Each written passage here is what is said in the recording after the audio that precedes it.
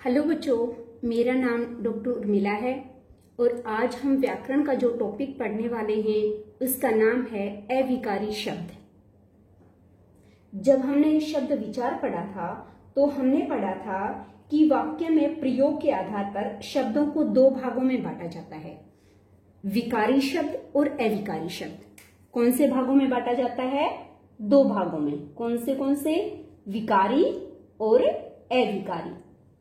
जो विकारी शब्द हैं वो थे संज्ञा, सर्वनाम, क्रिया और विशेषण, जो हम पहली वीडियो में पढ़ चुके हैं। अब हम पढ़ेंगे अविकारी शब्द। अविकारी का शाब्दिक अर्थ क्या है? ए जमा विकारी। ए का अर्थ नहीं लिया जाता है, ए का अर्थ नहीं होता, लेकिन ए को नहीं के अर्थ के रूप में प्रयोग किया जाता है। और विकार का अर्थ है परिवर्तन या बदलाव, तो यानी विकार नहीं हो। जो विकारी शब्द थे उनमें परिवर्तन होता था, विकार होता था, और अविकारी शब्दों में परिवर्तन नहीं होता। अब हम बात करते हैं इसकी परिभाषा की। जिन शब्दों में लिंग, वचन, काल, कारक आदि के कारण परिवर्तन न हो उन्हें अविकारी शब्द कहते हैं। जैसे बिल्ली दबे पांव चलती है, तो इसमें दबे पांव क्या है? अविकारी शब्द है। या सांप को देखकर मोहन जोर से भागा, तो यहां जोर से क्या है? अविकारी शब्द है। या राधा घर से बाहर खड़ी है, तो बाहर क्या है? अविकारी शब्द है। अविकारी का दूसरा नाम अव्यय है। अव्यय का भी अगर हम शाब्दिक अर्थ देखें तो ए जमा व्यय। व्यय का अर्थ है खर्च, और ए को हम किस रूप में लेते हैं? नहीं के रूप में। तो अव्यय यानी जो खर्च ना हो, जो नष्ट ना हो। तो अविकारी और अव्यय एक दूसरे के पर्यायवाची हैं, यानी अविकारी को ही हम अव्यय भी कहते हैं। अब हम बात करते हैं इसके भेदों की। अविकारी शब्द के मुख्य रूप से 4 भेद हैं, परंतु एनसीईआरटी की कई किताबों में इसके 5 भेद भी मिलते हैं। अतः हम इस वीडियो में इसके 5 भेदों के बारे में ही बात करेंगे। इसके भेदों के नाम हैं क्रिया विशेषण अव्यय, संबंध बोधक अव्यय, समुच्चय बोधक अव्यय, विस्मयादि बोधक अव्यय और निपात। अब हम एक एक करके इनके बारे में विस्तार से पढ़ेंगे। क्रिया विशेषण अव्यय। क्रिया की विशेषता बताने वाले शब्द क्रिया विशेषण अव्यय कहलाते हैं। यानी ये जो शब्द होते हैं वो क्रिया की विशेषता बताते हैं। कैसे? जैसे राम धीरे धीरे पढ़ता है, यहां पढ़ना क्या है? क्रिया। यानी राम क्या काम कर रहे हैं? पढ़ने का काम कर रहे हैं। और वो पढ़ने का कार्य किस प्रकार से हो रहा है? धीरे धीरे हो रहा है। तो ये जो धीरे धीरे शब्द है ये क्या है? क्रिया विशेषण है। या जैसे भेड़िया तेजी से झपटा, तो यहाँ तेजी से जो शब्द है वो झपटने की विशेषता बता रहा है। झपटना क्या है? क्रिया है। तो क्रिया की विशेषता बताने के कारण तेजी से और धीरे धीरे ये दोनों क्या हैं? क्रिया विशेषण शब्द हैं। क्रिया विशेषण अव्यय के 4 भेद हैं। कालवाचक क्रिया विशेषण, स्थानवाचक क्रिया विशेषण, परिमाणवाचक क्रिया विशेषण और रीतिवाचक क्रिया विशेषण। अब सबसे पहले बात करते हैं कालवाचक क्रिया विशेषण की। काल यानी समय, अर्थात क्रिया के होने के समय का बोध कराने वाले शब्द क्या कहलाते हैं? कालवाचक क्रिया विशेषण। कैसे? जैसे दिनेश प्रतिदिन पढ़ता है, कनिका बाजार से अभी लौटी है। तो ये प्रतिदिन शब्द और अभी शब्द ये पढ़ना और लौटने की विशेषता बता रहे हैं। और पढ़ना और लौटना क्या है? क्रिया है। और साथ ही साथ ये समय का बोध भी करवा रहे हैं कि दिनेश जो है वो प्रतिदिन यानी हर रोज पढ़ता है, और कनिका बाजार से अभी लौटी है यानी उसको ज्यादा समय नहीं हुआ है। अभी जो है क्या, किसकी विशेषता बता रहा है? समय की। एक दूसरी बात और है कि हम इन कालवाचक क्रिया विशेषण शब्दों को कैसे पहचानें। इसको पहचानने के लिए हम इसके स्थान पर कब लगाकर अगर प्रश्न करते हैं तो अगर हमें उत्तर मिलता है तो वो कालवाचक क्रिया विशेषण शब्द है। जैसे दिनेश कब पढ़ता है, तो उत्तर क्या मिलेगा? प्रतिदिन। कनिका बाजार से कब लौटी है, तो उत्तर क्या मिलेगा? अभी। तो हम कब लगाकर इन कालवाचक क्रिया विशेषण शब्दों को जान सकते हैं। दूसरा भेद है स्थानवाचक क्रिया विशेषण। स्थान यानी जगह, क्रिया के होने के स्थान तथा दिशा का बोध करवाने वाले शब्द स्थानवाचक क्रिया विशेषण कहलाते हैं। कौन कौन से? कि जो स्थान और दिशा का बोध करवाएं वो शब्द क्या कहलाते हैं? स्थानवाचक क्रिया विशेषण। जैसे नेहा छत पर बैठी है, मोहन दिल्ली गया, या मोहन जयपुर गया, या मोहन कलकत्ता गया। तो ये स्थान का बोध करवाया, छत पर स्थान का बोध करवाया कि नेहा कहां बैठी है? छत पर। या बंदर इस ओर चला आया, तो इस ओर क्या है? स्थान का बोध करवा रहा है। इसी प्रकार ऊपर, नीचे, आगे, पीछे, इधर उधर, दाएं बाएं, पास, दूर, ये शब्द क्या हैं? स्थानवाचक क्रिया विशेषण हैं। और स्थानवाचक क्रिया विशेषण शब्द को जानने के लिए हम कहां का प्रयोग करते हैं। जैसे नेहा कहां बैठी है, तो हमें उत्तर क्या मिलेगा? छत पर। या मोहन कहां गया है, तो हमें उत्तर मिलेगा दिल्ली। तो जो उत्तर मिलता है वो जो शब्द है वो स्थानवाचक क्रिया विशेषण शब्द कहलाते हैं। उसके बाद तीसरा है परिमाणवाचक क्रिया विशेषण। परिमाण यानी मापतोल यानी मात्रा। क्रिया के होने की मात्रा का बोध कराने वाले शब्द परिमाणवाचक क्रिया विशेषण कहलाते हैं। उदाहरण के तौर पर अन्नू बहुत हंसती है, तो कितना हंसती है? बहुत।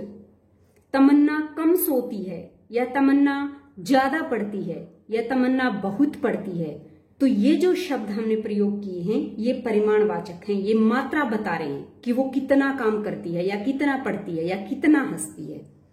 और इसको हम कौन सा शब्द प्रयोग करके जान सकते हैं? कितना और कितनी। जैसे अन्नू कितना हंसती है, तो बहुत हंसती है। तमन्ना कितनी सोती है, तो उत्तर क्या मिलेगा? कम सोती है। तो इस प्रकार थोड़ा, अधिक, काफी, कम, ज्यादा, केवल, इतना, उतना, ये सभी क्या हैं? परिमाणवाचक क्रिया विशेषण हैं। अब हम आगे करते हैं रीतिवाचक क्रिया विशेषण। रीति का क्या अर्थ है? ढंग या तरीका। रीति का क्या अर्थ है? तरीका या ढंग। तो इसकी परिभाषा क्या बनी कि क्रिया के होने का ढंग या तरीका बताने वाले शब्दों को रीतिवाचक क्रिया विशेषण कहते हैं। ये क्या बताते हैं? किसी भी काम का यानी क्रिया के होने के ढंग या तरीके के बारे में बताते हैं। जैसे हाथी झूमता हुआ चला। कैसे चला हाथी? झूमता हुआ। बस अचानक चल पड़ी। कैसे चली? अचानक।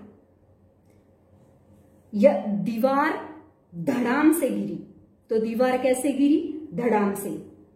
दादी मां धीरे धीरे चलती है, तो कैसे चलती है? धीरे धीरे।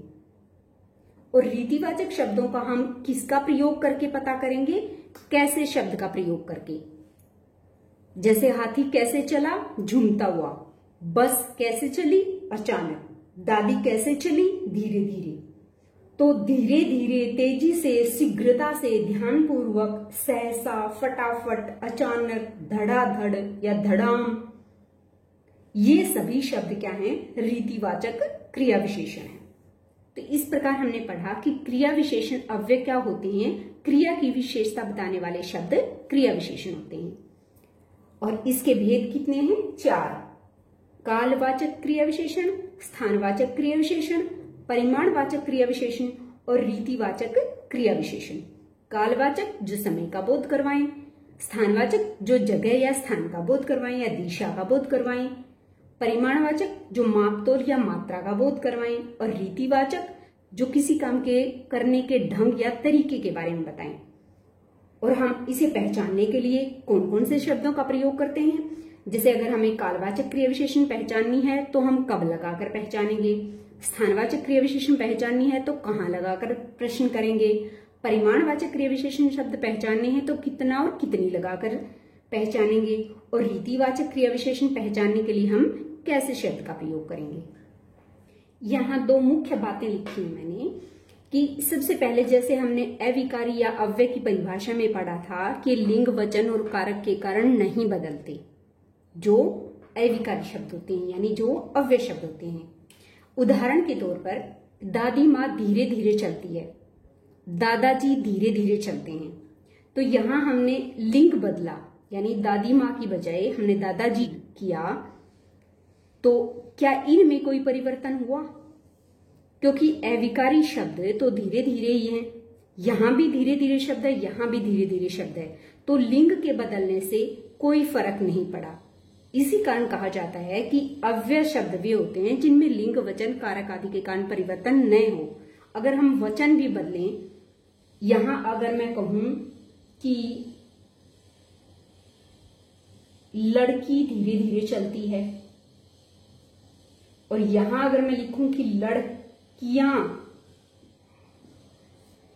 यानी मैंने वचन बदल दिया, लड़की एक थी, लड़कियां बहुत ज्यादा थी, वचन बदल दिया, तो क्या इस पर कोई प्रभाव पड़ा? नहीं। कहने का तात्पर्य ये है कि अव्यय शब्द वो होते हैं जिनमें लिंग वचन कारक आदि के कारण परिवर्तन न होता हो। तो ये यहां मैंने ये समझाने का प्रयास किया है कि इन शब्दों में कोई परिवर्तन नहीं होता। तो ये चीज भी समझ में आनी चाहिए। दूसरी एक बात क्या थी कि कुछ एक शब्द हैं थोड़ा, ज्यादा, कम, अल्प।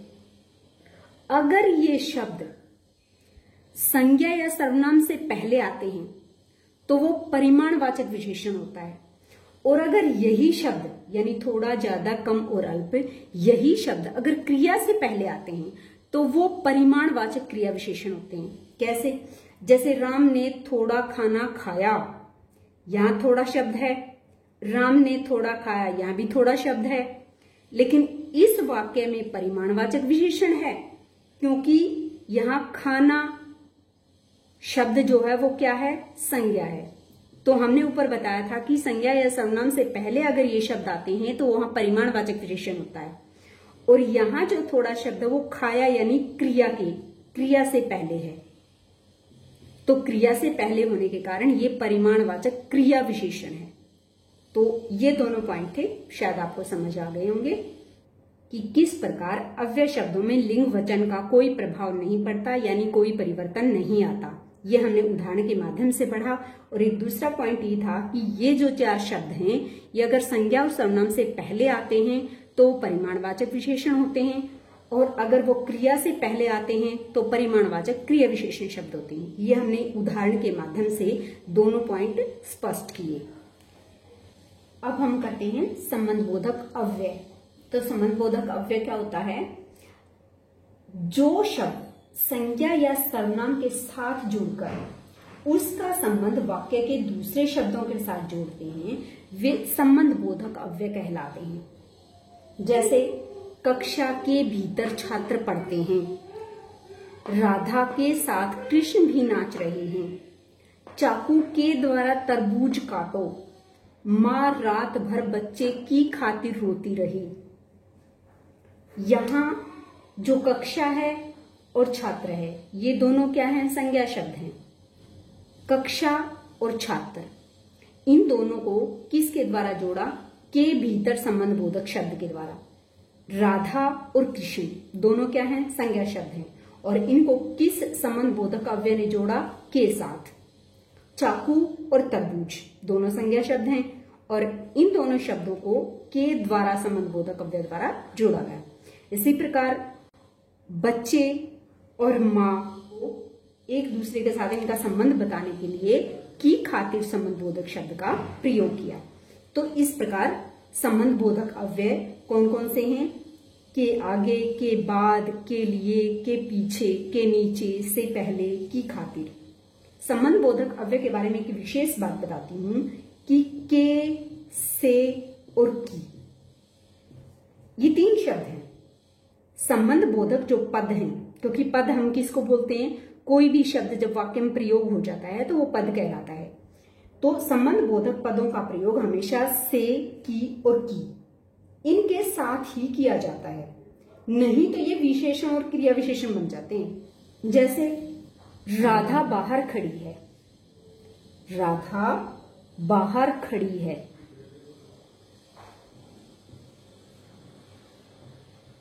यहाँ के से और की किसी का भी प्रयोग नहीं हुआ है।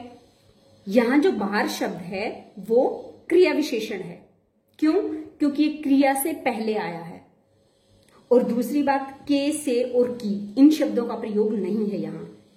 अगर मैं दूसरा उदाहरण लूं कि घर के बाहर, ये भी बाहर शब्द है। घर के बाहर राधा खड़ी है। अब यहां जो के बाहर है, यहां क्योंकि हमारा जो ये हमने कंडीशन लगाई थी कि के से की, इनमें से कोई ना कोई शब्द होना चाहिए तभी वो संबंध बोधक अव्यय होगा। तो यहाँ के बाहर जो है वो क्या है? संबंध बोधक अव्यय है। क्यों? क्योंकि ये संज्ञा है, ये संज्ञा है। यहाँ जो के बाहर शब्द है वो क्या है? संबंध बोधक अव्यय। जबकि राधा बाहर खड़ी है, यहाँ जो बाहर शब्द है ये क्या है? क्रिया विशेषण शब्द है। क्योंकि ये क्रिया की विशेषता बता रहा है कि राधा कहाँ खड़ी है? बाहर खड़ी है। तो इसलिए इन चीजों का ध्यान रखना है। हमने इसमें मुख्य रूप से दो ही बातें बताई हैं। संबंध बोधक अव्यय क्या होते हैं? जो शब्द संज्ञा और सर्वनाम के साथ जुड़कर उसका संबंध वाक्य के दूसरे शब्दों के साथ जोड़ते हैं। फिर इसके बाद ये उदाहरण और ये हमने संबंध बोधक अव्यय शब्द बताए हैं। इसके बाद ये मुख्य बात बताई है कि संबंध बोधक शब्दों की कैसे पहचान कर सकते हैं हम। के, से और की, ये शब्द जो है इन शब्दों के साथ मिलेंगे। अगर ये नहीं है तो फिर ये क्या होंगे? क्रिया विशेषण शब्द होंगे, क्योंकि ये क्रिया की विशेषता बताते होंगे। और अगर हमने के बाहर लिखा है, जैसे ये उदाहरण के द्वारा हमने स्पष्ट किया है कि घर के बाहर राधा खड़ी है, तो यहाँ के बाहर जो है क्या है? संबंध बोधक अव्यय। अब हम करते हैं समुच्चय बोधक अव्यय। दो शब्दों, उपवाक्यों या वाक्यों को जोड़ने या अलग करने वाले शब्द समुच्चय बोधक अव्यय कहलाते हैं। जैसे बस रुकी तथा सवारी चढ़ने लगी। तो यहाँ तथा जो शब्द है ये समुच्चय बोधक अव्यय है। इसी प्रकार चाय पियो या कॉफी, तुम्हारी मर्जी। तो यहाँ या जो शब्द है वो समुच्चय बोधक है। समुच्चय बोधक अव्यय के दो भेद हैं। एक है समानाधिकरण समुच्चय बोधक अव्यय और दूसरा है वैधिकरण समुच्चय बोधक अव्यय। अगर सीधा सीधा हम इसका अर्थ लगाएं तो समानाधिकरण जो समुच्चय बोधक अव्यय है वह जोड़ने का कार्य करता है और वैधिकरण समुच्चय बोधक अव्यय अलग करने का कार्य करता है। यानी दो शब्द हों, वाक्य हों या वाक्य हों, उनको जोड़ने का जो कार्य करता है वो है समानाधिकरण और जो अलग करने का कार्य करता है वो है वैधिकरण समुच्चय बोधक अव्यय। समानाधिकरण समुच्चय बोधक अव्यय की अगर हम बात करें तो इसमें संयुक्त वाक्य आते हैं और जो वैधिकरण समुच्चय बोधक अव्यय है उसमें मिश्र वाक्य आते हैं। समानाधिकरण समुच्चय बोधक अव्यय के उदाहरण देखते हैं। रेलगाड़ी रुकी और सवारी चढ़ने लगी। ये संयुक्त वाक्य है और शब्द से इस संयुक्त वाक्य को जोड़ रखा है। एक उपवाक्य ये है रेलगाड़ी रुकी, एक उपवाक्य सवारी चढ़ने लगी। इन दोनों उपवाक्यों को और शब्द से जोड़ दिया। इसी प्रकार गीता ने कोशिश तो की परंतु सफल नहीं हुई। यहां भी दो उपवाक्यों को जोड़ रखा है और किसके द्वारा? परंतु शब्द के द्वारा। आज बुधवार है इसलिए बाजार बंद है। रामायण तथा महाभारत महाकाव्य हैं, तो इसमें भी इसलिए और तथा जो शब्द हैं वो समानाधिकरण समुच्चय बोधक अव्यय हैं। अब हम वैधिकरण समुच्चय बोधक अव्यय के उदाहरण देखते हैं। माँ ने कहा कि बेटा खाना खा लो। यहाँ दो वाक्य हैं, माँ ने कहा और बेटा खाना खा लो। ये दोनों वाक्य अलग अलग हैं और इनको अलग अलग किया है की ने। और दूसरा हमने क्या बताया था कि ये मिश्र वाक्य होते हैं। तो इसमें एक प्रधान वाक्य है और दूसरा फिर आश्रित वाक्य है। तो यहाँ दोनों जो हमारी बातें हैं वो इसमें स्पष्ट होती हैं। दूसरा उदाहरण है, पैसे खत्म हो गए इसलिए मैं घर चला गया। तो यहाँ घर वापिस आना पैसे खत्म होने पर निर्भर है, यानी एक प्रधान वाक्य है और दूसरा इसके ऊपर आश्रित उपवाक्य है। तो इस प्रकार हमने देखा कि समुच्चय बोधक अव्यय क्या होता है? दो शब्दों, दो उपवाक्यों या दो वाक्यों को जोड़ने या अलग करने का कार्य करने वाले शब्द समुच्चय बोधक अव्यय कहलाते हैं। इसके दो भेद हैं, समानाधिकरण समुच्चय बोधक अव्यय और व्यधिकरण समुच्चय बोधक अव्यय। जो जोड़ने का काम करते हैं वो समानाधिकरण और अलग करने का कार्य करते हैं वो व्यधिकरण। जिसमें संयुक्त वाक्य होते हैं वो समानाधिकरण और जिसमें मिश्र वाक्य होते हैं वो व्यधिकरण। अब हम करते हैं विस्मयादि बोधक अव्यय। विस्मयादि शब्द विस्मय जमा आदि शब्द से बना है। विस्मय अर्थात हैरानी, तो हैरानी या आश्चर्य या हर्ष या प्रशंसा आदि मन के भावों का जो बोध कराते हैं वो विस्मयादि बोधक अव्यय कहलाते हैं। अगर इसकी परिभाषा की बात करें तो वे शब्द जो मन के भावों अर्थात हर्ष, प्रशंसा, घृणा, विस्मय, दुख आदि का बोध कराएं वे क्या कहलाते हैं? विस्मयादि बोधक अव्यय। जैसे वाह कितनी स्वादिष्ट खीर है, तो यहाँ वह जो शब्द है विस्मयादि बोधक अव्यय है। शाबाश तुम पास हो गई। छी तुम्हारी शर्ट कितनी गंदी है। अरे तुम कब आ गई। हे राम यह क्या हो गया। तो यहाँ वाक्य के आरंभ में जो शब्द हैं वो सभी शब्द क्या हैं? विस्मयादि बोधक अव्यय हैं। विस्मयादि बोधक अव्ययों की विशेषता यही होती है कि ये वाक्य के आरंभ में होते हैं और दूसरी विशेषता ये होती है कि इसमें विस्मयादि बोधक विराम चिन्ह लगा होता है। विस्मयादि बोधक विराम चिन्ह ये होता है ना कि सीधा डंडा और नीचे एक बिंदी। विस्मयादि बोधक अव्यय जो हैं वो कौन कौन से हैं? बाप रे, अबे, छी, धत, शाबाश, अरे, हे राम, छी, वाह, ये क्या है? विस्मयादि बोधक अव्यय है। पांचवा भेद है निपात। निपात क्या होता है? तो वाक्य में किसी शब्द या पद के बाद लगकर उसके अर्थ में विशेष प्रकार का बल ला देते हैं वे शब्द क्या कहलाते हैं? निपात कहलाते हैं। और वो कौन कौन से शब्द हैं? वो शब्द हैं ही, तो, भी, तक, मात्र, भर। ये शब्द हैं। ये शब्द किसी भी पद के बाद जुड़कर उसके अर्थ में विशेष प्रकार का परिवर्तन ला देते हैं, विशेष प्रकार का बल ला देते हैं। जैसे मैंने उसे देखा तक नहीं, यहां तक शब्द जो है निपात है, तो इस तक शब्द से विशेष बल दिया गया है इस वाक्य पर कि यहां कोई शंका नहीं है कि उस व्यक्ति को या उस लड़की को उसने पीटा होगा या मारा होगा या कुछ और किया होगा, क्योंकि उसने तो उसे देखा तक नहीं, वह मोहन ही जा रहा है। तो यहाँ ही जो है निपात शब्द है और निपात लगने से इस वाक्य में कोई शंका नहीं है कि वह मोहन के अलावा कोई हो ही नहीं सकता। या मैं भी तुम्हारे साथ जाऊंगा, तो यहाँ भी जो शब्द है वो क्या है? निपात है कि आप तो जाएंगे ही जाएंगे, आपके साथ मैं भी जाऊंगा। इस प्रकार हमने अविकारी शब्द के पांचों भेद पढ़े। अब हम करते हैं वाक्य में अव्ययों की स्थिति, यानी कौन सा अव्यय वाक्य में कौन से स्थान पर आता है। जैसे विस्मयादि बोधक अव्यय है वो हमेशा वाक्य के प्रारंभ में आएगा, यानी वाक्य जहां से शुरू होता है तो वाक्य की शुरुआत में कौन सा अव्यय आता है? विस्मयादि बोधक। वाक्य में दो पदों के बीच में जो आता है वो संबंध बोधक अव्यय है और दो उपवाक्यों के बीच में जो आता है समुच्चय बोधक अव्यय यानी योजक, और क्रिया से पहले जो आता है वो क्रिया विशेषण। जैसे यहां जो सबसे पहले है वहां क्या आएगा? विस्मयादि बोधक।